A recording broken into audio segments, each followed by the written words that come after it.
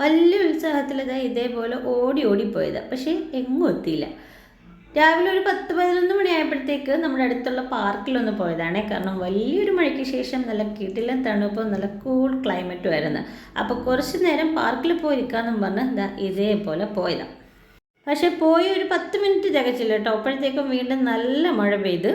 എങ്ങനെയെങ്കിലും നടന്ന് ഓടിയൊക്കെ വീടെത്തി. കുറച്ച് മഴയൊക്കെ പെയ്തപ്പോഴത്തേക്ക് റൂം മൊത്തത്തിൽ വെള്ളമായി. ഇവിടുത്തെ വില്ലകളുടെയൊക്കെ ആകെ ഒരു കുഴപ്പം ഇതാണ്, കുറച്ച് മഴ പെയ്യുമ്പോഴത്തേക്ക് ഓൾമോസ്റ്റ് മിക്ക വില്ലകളിലും റൂമിൻ്റെ അകത്തൊക്കെ വെള്ളം കയറും. അപ്പോൾ പിന്നെ അത് തന്നെ നല്ലൊരു പണിയുണ്ടായിരുന്നേ. അപ്പോൾ ഇന്നത്തെ ലഞ്ച് സ്പെഷ്യൽ എന്താണെന്ന് നോക്കാം.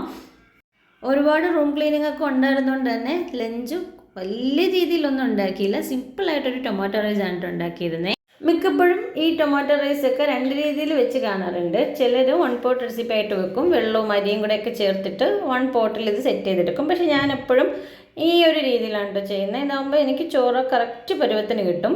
ചോറ് വേവിച്ച് വെച്ചിട്ട് എല്ലാം കൂടെ വഴറ്റി ലാസ്റ്റ് ഒന്ന് മിക്സാക്കി എടുത്താൽ മതി.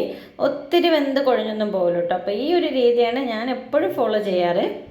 നമുക്കൊട്ടും സമയമില്ലാത്തപ്പോൾ അല്ലെന്നുണ്ടെങ്കിൽ നമുക്ക് എന്താ പറയുക, ഇതേപോലെ ജോലി തിരക്കൊക്കെ ഉള്ള സമയത്ത് ഇതേപോലെ സിമ്പിൾ റെസിപ്പീസ് ഉണ്ട്. അതുണ്ടാക്കി കഴിയുമ്പോഴത്തേക്ക് നമ്മുടെ പണിയങ്ങ് തീരും. അപ്പോൾ നിങ്ങൾക്ക് ഇതുപോലെ 1 പോട്ട് റെസിപ്പീസൊക്കെ ഇഷ്ടമാണെന്നുണ്ടെങ്കിൽ ജസ്റ്റ് ഒന്ന് കമൻറ്റ് ചെയ്യണേ.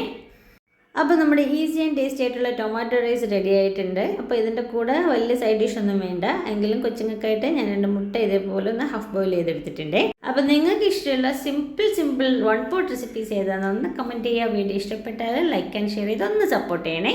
Thanks for watching. ബൈ.